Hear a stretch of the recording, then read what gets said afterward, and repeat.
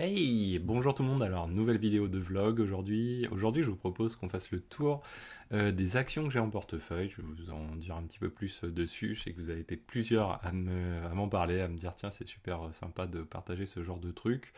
On va pas faire d'analyse technique, hein, c'est parce que derrière là, vous voyez des graphes, c'est qu'on va faire de l'analyse technique dessus. D'ailleurs, c'est pas mon gros domaine. C'est un truc que je regarde, mais voilà, j'ai pas la compétence, on va dire, pour l'expliquer dans le détail, hormis les moyennes mobiles, qu'on va dire, qui est principalement ce que je regarde, les volumes que je regarde principalement. Et surtout, j'ai plutôt quelque chose qui est basé sur la lecture d'informations des entreprises. Je suis un investisseur long terme, donc les moyennes mobiles, je regarde rarement les courtes durées, on va dire plutôt les moyennes mobiles de 100 jours, quelque chose de ce goût-là. Euh, à côté, les actus qui tournent autour, je vais vous expliquer deux, trois petites choses que je regarde. Et puis, on va faire le tour voilà, des actions que j'ai en portefeuille. Alors, il y en a qui sont plus pondérées. Alors, je peux vous dire un peu celles qui sont plus pondérées. Je vous donnerai pas de chiffres non plus. Mais voilà. Alors, comment j'investis? Bah, globalement, j'investis plutôt sur du long terme. Donc, ce que je recherche, c'est quelque chose qui a différents points d'entrée positifs, différents facteurs positifs. À la fois quelque chose qui peut être tendance sur le moment, mais surtout au-delà juste du moment, il faut que ça dure vraiment, quoi. Il faut qu'il y ait des opportunités, il faut qu'il y ait de la croissance, soit de la croissance potentiellement relativement importante sur plusieurs années à venir, soit une croissance, on va dire, régulière. Je vous ai déjà parlé de Air Liquide, je ne vous refais pas le topo, mais l'idée c'est vraiment la croissance régulière. Ce qui n'empêche que je peux me tromper, bien sûr, et ça, c'est pas des conseils que je vous donne là, je vous donne juste voilà, mon fonctionnement, ça s'arrête là. Donc, première action, on peut revenir vite fait dessus, on va dire Air Liquide. Air Liquide, pour qui, pourquoi, c'est très simple, hein, je vous avais déjà montré les choses. Euh, Grosso modo, c'est une action, si on s'éloigne un peu dans le temps et plus on va s'éloigner, c'est une action qui a une croissance extrêmement continue depuis plus de 30 ans, hein, on va dire. Donc c'est quelque chose alors là, on peut switcher, on peut se mettre même on peut se mettre sur très très longtemps, hein, sur Air Liquide. Vous voyez, c'est un métronome qu'en fait, hein. Globalement, on se trompe peu. Si vous regardez, vous pouvez prendre des moyennes mobiles plus courtes pour essayer de voir un petit peu quand est-ce qu'on tape des plus bas éventuellement. Moi perso, je cherche même plus vraiment à taper les plus bas. Ce que je fais, c'est que je suis son cours. Je sais à peu près quand on est haut, quand on est bas par rapport au marché. Ce que je regarde, je vous avais dit, c'est le, le ratio court-bénéfice. Grosso modo, en ce moment, on est quand même sur quelque chose de très élevé, mais voilà, le reste est élevé aussi. Et il n'empêche que même avec le temps, même avec des niveaux comme ça, même si c'était amené à baisser, ça repartirait. Et je vous ai expliqué le côté rendement qui est bon, correct vu de loin. Vu de près, c'est quand même plus que correct, puisqu'en fait, c'est un rendement qui croît chaque année, donc avec une augmentation continue. Je ne sais plus comment on appelle ça, les aristocrates dividendes. Intéressez-vous à ça. Et au-delà de ça, en plus, c'est que tous les 2 ans, grosso modo, ils fournissent une action pour 10, une action pour 10, donc cette action rapportera elle aussi de nouveaux dividendes, etc. etc. Donc c'est non négligeable.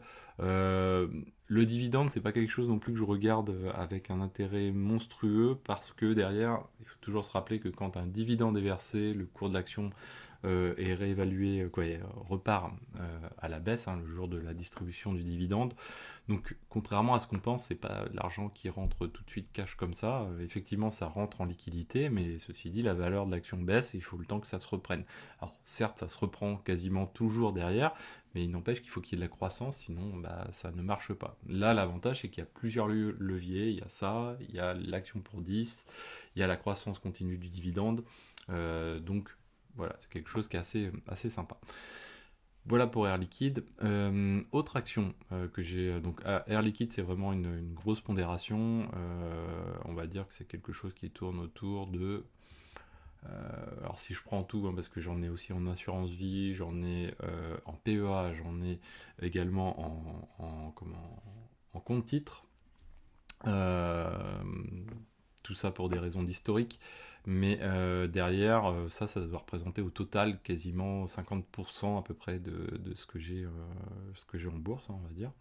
À côté de ça, j'ai une valeur que j'ai malheureusement pondérée un petit peu, pas tant que ça, hein, ça représente peut-être, ça représente moins ouais, un dixième peut-être de ce que j'ai. C'est Eli Lilly, donc, qui est une société, une des plus grosses sociétés mondiales, ou si ce n'est même la plus grosse, de pharmaceutique, basée sur les traitements anti-obésité, mais au-delà de ça, c'est une société qui a énormément de cash, qui génère énormément de cash. Et la santé, je crois que effectivement, avec les développements de l'IA, c'est un secteur qui va en profiter largement. Mais pour en profiter, il faut que ces entreprises de santé aient du cash.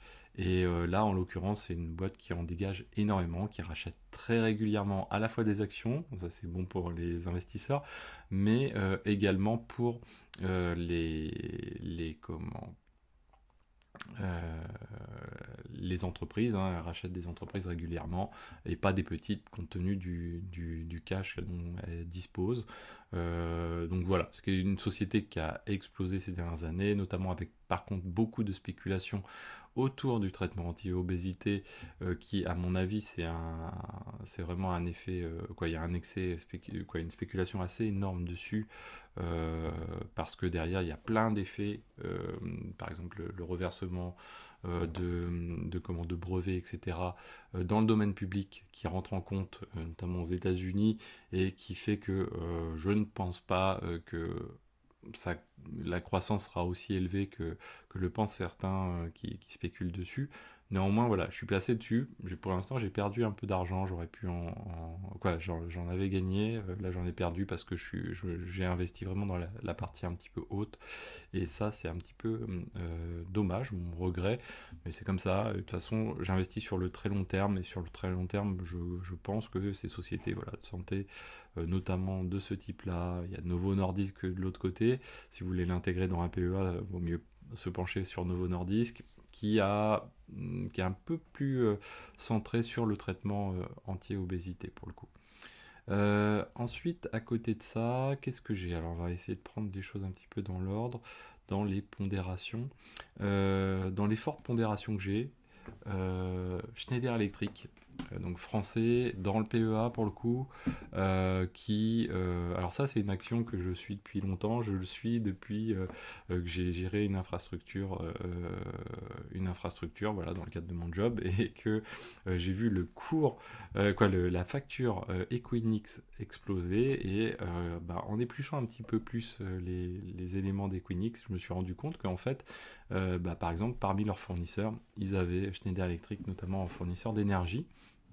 Et c'est là où je me suis dit, ah, il faut vraiment s'y intéresser. Donc c'est ce que j'ai fait. Vous voyez que c'est quelque chose qui est en croissance. Alors avec une forte spéculation qu'il y a eu ces derniers mois, on va dire plutôt, presque années, mais pas tout à fait. C'est vraiment les derniers mois où, on va dire depuis un peu plus de 6 mois, l'IA est quelque chose qui a malheureusement fait spéculer autour de Schneider Electric. Je dis malheureusement parce que derrière, on sait très bien que du coup, si la bulle de l'IA se casse la figure, comme c'est un petit peu le cas actuellement, bon, c'est pas encore le crack non plus, hein, eh bien, du coup, Schneider Electric en pâtit, même si finalement leur résultat n'est pas si indexé que ça sur l'IA, mais plus globalement sur tout ce qui est électrique, en particulier les data centers.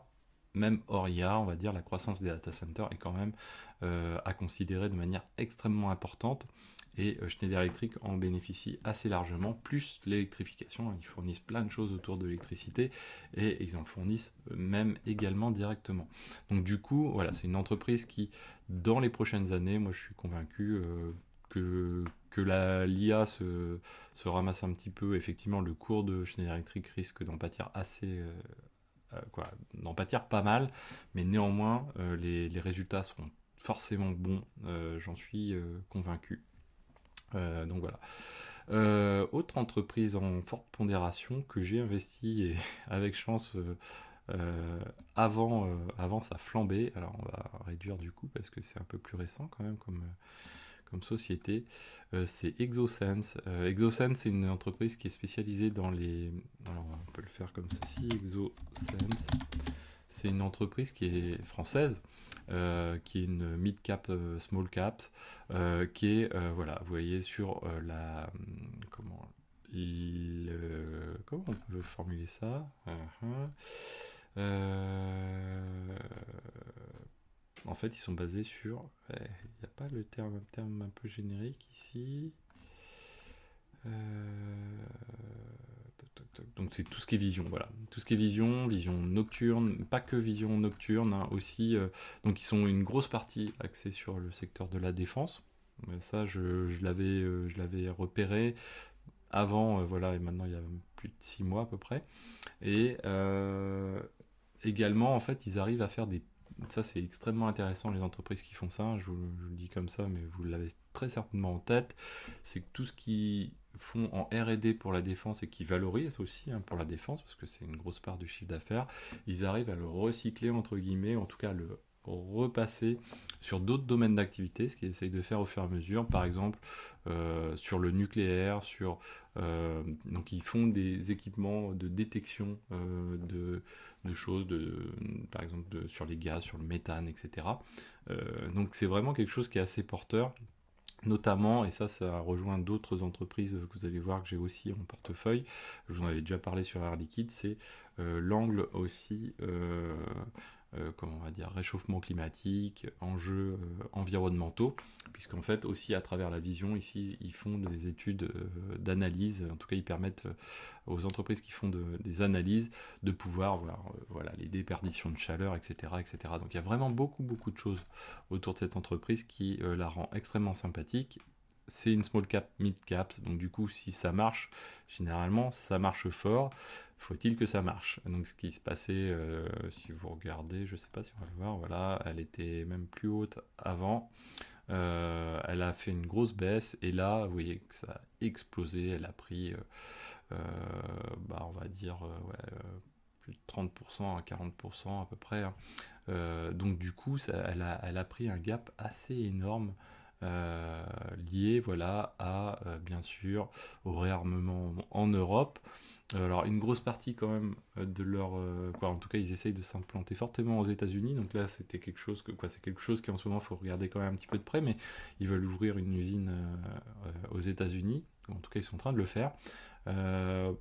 Moi, je vois pas ça d'une si mauvaise augure que ça, surtout sur une industrie de pointe comme ça, qui arrive généralement à tirer des bonnes marges. Les chiffres sont exceptionnels, hein, donc si on prend, je sais pas si on va le retrouver ici, toc toc toc, contact investisseur, publication financière, voilà. Donc comment, voilà, je recherche les choses. Assez souvent, je prends Google, je vais faire par exemple ExoSense. Alors, faut avoir plusieurs angles de tir, hein, quand on fonctionne comme ça. Et je clique sur actualité. Et là, j'épluche des pages et des pages. Et j'essaye de me faire une idée, de comprendre les choses. Derrière, qu'est-ce qui se passe, etc. Alors, le chiffre d'affaires, du coup, l'évolution. Bon, je vais pas vous passer en revue les choses, hein. Après, c'est vraiment que de la lecture. Mais de la lecture en se disant, tiens, qu'est-ce qui se passe? Là, vous voyez que par exemple, le chiffre d'affaires, il a pris 50%, quoi, voilà, entre le premier semestre de 2024 et le premier semestre de 2023. Énorme. Derrière, en termes de bénéfices, etc., c'est plutôt pas mal non plus. Ce que je fais également, c'est que je fais un Google et je prends Google Finance. Toc. Il y a d'autres outils qui sont mieux pour faire ce genre d'exercice, mais là je trouve que ça va assez vite. Là vous voyez, il y a plein de valeurs que je surveille, que je regarde régulièrement, presque pas tous les jours, mais pas loin. Voilà, on peut prendre ExoSense ici. Et ce que je fais, c'est, voilà, je regarde ici, trimestriel, annuel, je regarde. Et ce qui est super agréable, c'est les entreprises qui ont du résultat qui commence à arriver tranquillement, qui ont une courbe croissante en CA. Vous voyez ici, c'était un peu tangent, mais que le secteur est en train quand même de, grosso modo, leur donner raison assez fortement. Vous voyez que le résultat, plus 66%, donc ça se voit pas trop ici, mais l'augmentation est assez sensible. Ce qui est intéressant, bien sûr, au-delà de ça, c'est de regarder donc les variations de chiffre d'affaires, variations du résultat, regarder un petit peu l'endettement de l'entreprise, le passif. Hein. Faut pas que ce soit trop élevé. Alors, je dis ça, mais des fois, c'est tentant quand même. Mais voilà, il faut faire attention. Regarder le flux de trésorerie, est-ce que ça rentre Euh, et si ça rentre pas, essayer de se dire, ouais, ok, comment il finance les choses. Est-ce qu'il le finance avec, par exemple, du passif qui augmente? Est-ce que ce passif augmente ou diminue? Donc voilà, c'est des choses assez élémentaires. Mais il faut le regarder, prendre tout ça et lire énormément, énormément. En tout cas, c'est ce que je fais et ce que j'aime faire. Hein, c'est pour ça que je le fais aussi. Donc là, on parle de ExoSense, donc du coup, assez sympathique. Qui j'ai pas parlé Toc, toc, toc. Dans les autres que j'ai en portefeuille qui sont pas mal. Ah, il en manque une encore. Entech aussi, à laquelle je crois énormément. Entech, alors là, c'est vraiment petit coup de cœur que j'étais rentré dedans, pareil, avant que ça augmente fortement là, ces derniers temps. Je vais pas dire c'est du bol, mais voilà, je suis rentré à peu près par ici, hein, vous voyez, et c'est un truc qui est passé de, on va dire, j'ai dû l'acheter vers les 5,5 et qui est arrivé à 7,98 là, enfin, peu importe. Hein. Là, c'est difficile d'investir et de savoir quand on investit à ce moment-là. Alors, qu'est-ce qui m'a fait acheter à ce moment-là? C'est pas du tout la configuration technique du truc. C'est que j'ai pris Entech, j'ai lu, euh, j'ai épluché les papiers, plus encore que ce que je vous ai montré tout à l'heure. C'est-à-dire que j'ai vraiment bossé le truc, j'ai regardé des vidéos, comprendre ce qu'ils font. Donc ils gèrent la grid en gros, donc ils font du stockage d'énergie, ils font de la production, en tout cas ils aident les entreprises à faire de la production d'énergie à partir d'énergie soit autoconsommée ou non, sur des panneaux solaires. Attention, ça ne veut pas dire tout bon dedans. Par exemple, ça les expose à l'heure actuelle, par exemple en France, sur les évolutions réglementaires qui se discutent actuellement, mais néanmoins ils ne sont pas présents que en France, donc ça aussi c'est plutôt pas mal. Et derrière, voilà, ils ont quelque chose qui est vraiment bien ficelé sur, on le voit ici par exemple avec des containers, etc. Il y a de la valeur ajoutée technique aussi. Donc ça c'est important dans une entreprise, essayer de comprendre s'il y a de la valeur ajoutée technique ou pas. Potentiellement ils sont un petit peu placés sur l'hydrogène, mais très peu, heureusement, parce que j'avais acheté un petit peu d'actions sur Leaf, qui est une société basée sur l'hydrogène, mais je ne crois pas à un tel retournement dans les 2 prochaines années sur l'hydrogène. Je commence à avoir lu beaucoup de choses et il y a beaucoup de déceptions existantes et à venir, je pense. Et là, vous voyez, par exemple, ils ont un chiffre d'affaires, alors là, c'est sur 9 mois de 35 millions, mais ils prévoient d'ici 2029 d'atteindre je crois que c'est 250 millions ou 300 millions. Donc une grosse courbe de progression qui est confirmée au cours des derniers exercices. Et qui par ailleurs c'est leur année où ils souhaitent devenir rentables. Alors ils sont déjà rentables sur les tout derniers résultats, donc c'est plutôt bon signe. Ce qu'on appelle l'EBITDA break-even, donc en fait c'est le moment où l'EBITDA va devenir positif. Si on prend ici par exemple Entech, je vais l'avoir ici. Elle est basée en Bretagne et on sent quand même les gens qui sont bien posés. Quand on lit un peu autour de Entech, et ils ont signé un gros contrat qui les a fait exploser vraiment là depuis le début de l'année. Hein, je ne sais plus où ça a explosé assez fortement, j'étais surpris vraiment. Et par ailleurs, ils sont en relation avec, je crois que c'est Eiffage, donc énorme société qui pareil travaille beaucoup sur l'énergie à l'heure actuelle. Et voilà, ils travaillent avec eux, ils travaillent aussi avec des banques pour mettre en place ces systèmes-là. Et il y a voilà, un courant, voire même un petit peu de réglementation qui aide aussi à porter en France, mais ils ne sont pas que centrés sur la France. Donc il y a vraiment un courant porteur dessus. Si on regarde, vous voyez, les trimestriels, c'est pas fou quand on le voit comme ça. Quand on le voit comme ça, on le voit beaucoup mieux que le chiffre d'affaires a augmenté, c'est cool. Vous voyez que le résultat net, c'était pas cool, mais ceci dit, là, on commence à être mieux. En tout cas, sur un résultat net qui est à moins 500 000, c'est pas la mort non plus. Et surtout, lors des derniers chiffres, là, il manque un niveau.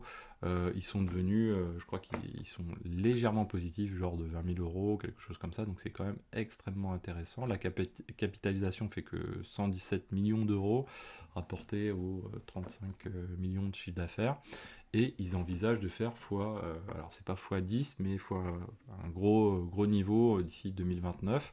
Donc du coup, c'est assez énorme. Leur endettement n'est pas monstrueux. Alors, ce qu'il faut se méfier aussi quand on investit dans ce type de société, hein, c'est est-ce qu'ils vont pas lever des fonds.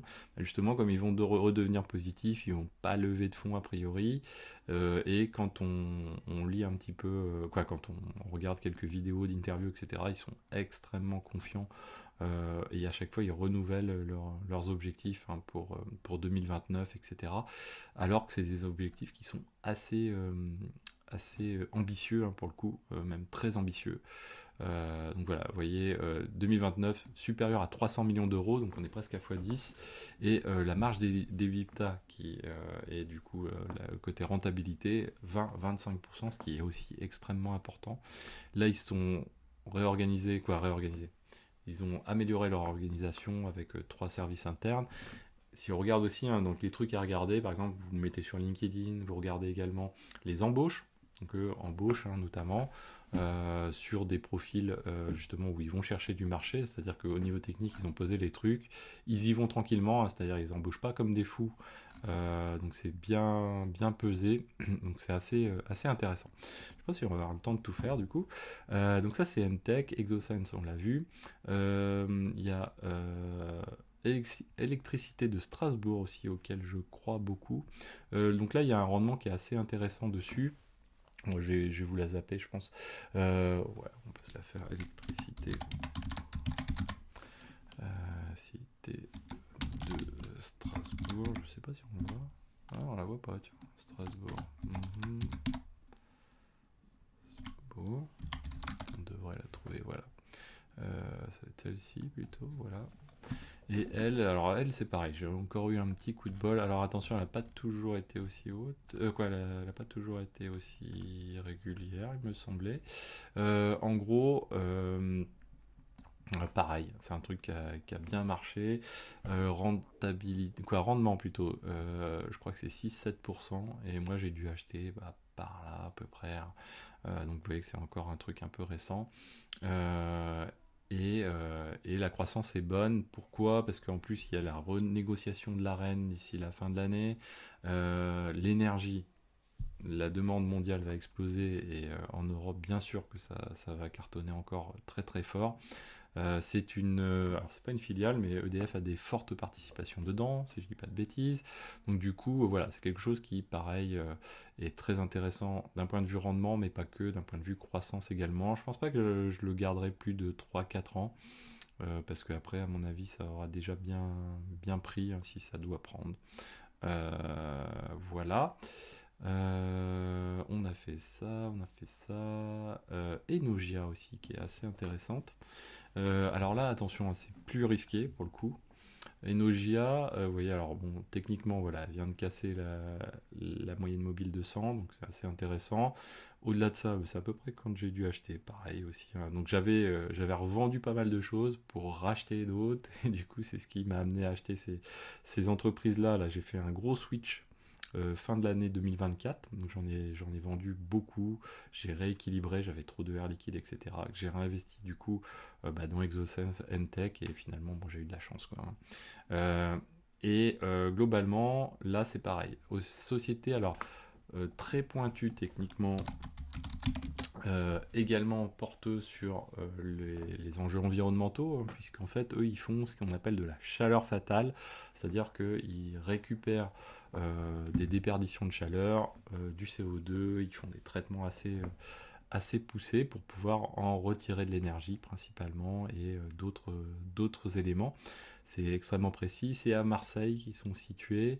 Pareil, alors là, on va dire, j'ai épluché pas mal et se passe ce que je pensais qu'il allait se passer. On ne peut jamais être sûr, mais pour l'instant, en tout cas, ça se produit comme ça. Vous voyez, c'est assez, quoi, ça, c'est un cycle assez courant. Je crois qu'on l'avait aussi chez Entech, hein, si on veut on check. Ça, c'est un cycle qui est assez intéressant, généralement. Voilà, si on prend comme ça, bon, ouais, ça se voit pas comme ça. Mais chez Entech, ouais, ça a baissé, ça remonte. Si on prend ExoSense, je pense qu'on avait un truc plus franc pour le coup. Hmm, non, pour le coup, ouais, alors du coup, quand je l'ai acheté, ça avait baissé. Bon, le meilleur exemple, c'est Enogia. Là où faut poser ces trucs, on va dire sur la table, c'est quand vous avez une société qui a baissé comme ça, vraiment beaucoup, qui a été introduite trop haut, et ça s'est enflammé au début parce que le contexte est assez intéressant, celui que je vous ai évoqué tout de suite pour les années futures.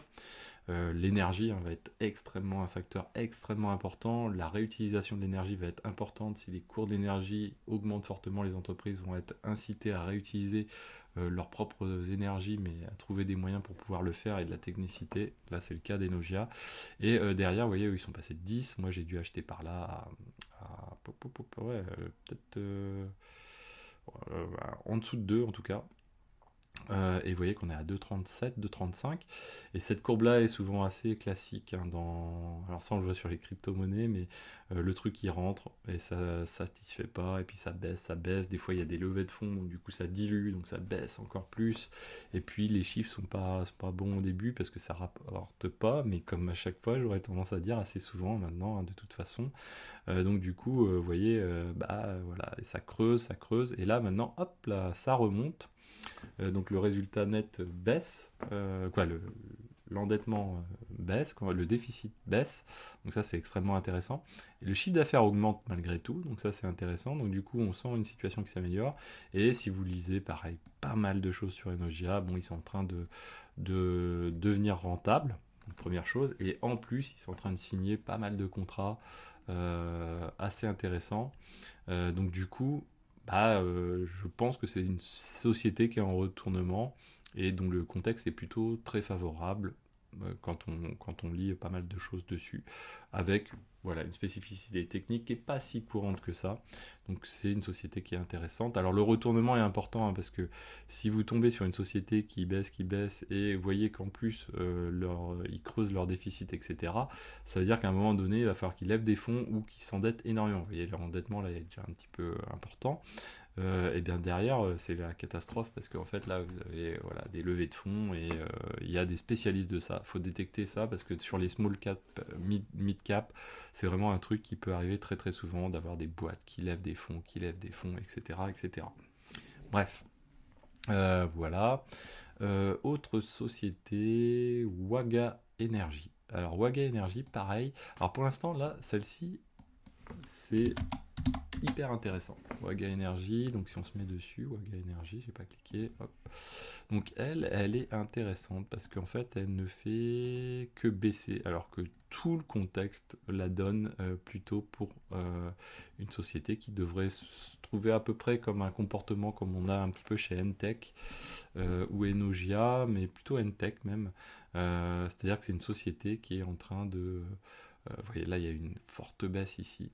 Alors le petit souci, on va dire, c'est qu'ils sont un peu exposés par rapport au contexte vraiment américain actuel, parce que pour eux, c'est vraiment un angle de marché qui est intéressant. Alors eux, c'est la production de biométhane. Alors on peut se dire, au début, quand j'avais regardé, quand j'avais creusé les choses, pareil, toujours un peu autour des mêmes dates, je m'étais dit, biométhane, on pense tout de suite au truc. Non, eux, ils sont vraiment sur pareil, on va dire euh, de la technicité de pointe dessus. Donc c'est pas pour blaguer. Regardez, voilà, par exemple ici vous avez le point de Boursorama que j'ai regardé aujourd'hui là, qui a été publié hier, avec l'interview du PDG. Extrêmement intéressant. Ils ont un modèle qui est très bien ficelé. Ils ont un concept qu'ils savent produire ailleurs, mais produire le cœur, on va dire, en France. Donc il y a vraiment beaucoup de choses extrêmement intéressantes. Et toujours pareil, au niveau bourse, c'est une société qui envisage vraiment d'exploser son chiffre d'affaires dans les prochaines années, les 4-5 prochaines années, donc c'est extrêmement intéressant. Et toujours pareil, sur le domaine de l'énergie, dans le secteur qui est porteur de se dire, ok, il y a des enjeux environnementaux, donc il y a de fortes chances que voilà, si la bourse fait pas n'importe quoi à côté, ça peut vraiment bien se passer. Alors eux, vous voyez, hein, pour l'instant, ils étaient sur 2023, mais 2024 est beaucoup mieux, et pareil, EBITDA break-even en 2025, donc du coup, normalement, et là, bon, les derniers chiffres sont plutôt bons, ils vont devenir rentables, quoi, en fait, hein. Donc c'est extrêmement intéressant, ça veut dire pas de levée, etc. L'endettement est relativement correct pour ce type d'entreprise, et vous voyez, plutôt bien géré. Et pareil, si vous regardez euh, les tout documents qui traînent un petit peu autour de l'entreprise, vous voyez que c'est plutôt extrêmement bien ficelé, bien huilé. Des fois, il y a des entreprises avec des fondateurs où ça part un peu dans tous les sens. Là, vous voyez que les choses sont bien peu posées. La dernière interview est extrêmement intéressante pour comprendre voilà, comment le PDG voit aussi son exposition vis-à-vis des différents marchés. C'est très très intéressant, vraiment. Donc, moi, j'y crois aussi plutôt pas mal sur Waga Energy.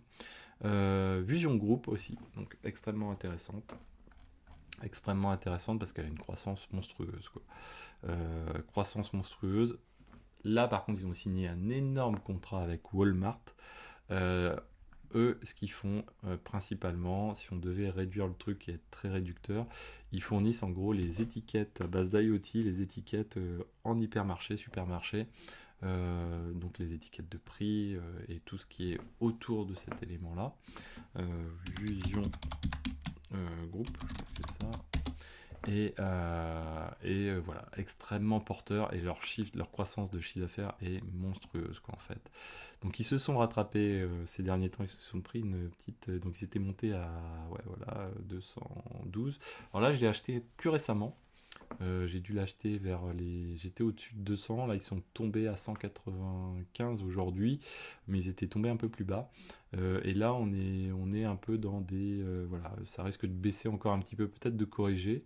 Donc là je moyenne un tout petit peu à la baisse. Ça me permet en plus d'augmenter ma position. Mais ils ont déjà fini leurs objectifs de CA qu'ils avaient prévus et qui étaient en énorme croissance à ce moment-là de l'année. C'est-à-dire là, ils ont fait 3 mois, ils ont fait déjà mieux que quasiment que ce qui était prévu. Donc c'est assez impressionnant. Et gros contrat avec Walmart. En plus, ça peut leur donner une portée, une vision, être visible vraiment beaucoup plus au niveau mondial. Et donc s'ils sont en plus repris par une société comme Walmart, qui est voilà, le plus gros mondial, le plus grosse entreprise d'alimentation au niveau mondial en termes de supermarchés, d'hypermarchés, bah forcément que c'est pas ce qu'ils font n'est pas n'importe quoi. Donc derrière, c'est extrêmement intéressant. Il y a une société sur laquelle je suis pas positionné à mes regrets et j'attends le meilleur moment, c'est Saint-Gobain. Saint-Gobain, pareil, alors là ça a rebaissé, mais bon, ils ont quand même beaucoup monté, hein. Là, il aurait fallu acheter quasiment quand ils étaient là, ils étaient en dessous des 100 il y a récemment, là ils étaient retombés à 95 par là. Eh bien, ça aurait été peut-être le moment, en tout cas. C'est une entreprise qui est française pour le coup, dans votre PEA également. Alors les autres, hein, elles sont toutes dans le PEA sauf Eli Lilly. Derrière, l'intérêt, ça va être de se placer sur du très long terme parce qu'ils sont vraiment dans les leaders pour la reconstruction d'immeubles en termes de qualité environnementale des immeubles et d'autres domaines liés avec beaucoup de brevets, de R&D aussi sur ces domaines-là où il y a dans les grosses entreprises, elles sont pas toutes aussi bien orientées autour de ça. Là actuellement ça spécule pas mal sur la reconstruction de l'Ukraine. Je trouve que c'est dommage parce que bon, presque ça fait spéculer sur la valeur alors qu'il n'y aurait pas lieu. Mais voilà.